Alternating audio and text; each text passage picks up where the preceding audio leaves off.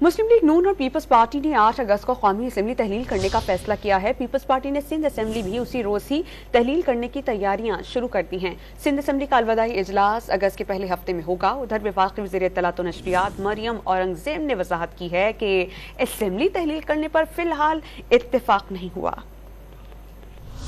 मुस्लिम league नून और peoples party के दरमियान 8 अगस्त को कौमी असम्बली तहलील करने पर इत्तफाक हो गया। 8 अगस्त को असम्बली तोड़ने की समरी सदर मुमलिकत को भिजवा दी जाएगी। सदर ने दस्तखत न किए तो 48 घंटों बाद असम्बली अज खुद तहलील हो जाएगी। कौमी असम्बली की मुद्दत 12 अगस्त की रात 12 बजे तक है। उधर पीपल्स पार्टी ने भी कौमी असम्बली के साथ सिंध असम्बली तहलील करने का प्रोग्राम बना लिया। वजीर आला सिंध ने वज़रा को 7 अगस्त तक काम निपटाने की हिदायत कर दी। इस सिलसिले में स्पीकर सिंध असम्बली ने भी सेक्रेटरी असम्बली को हिदायत जारी कर दी।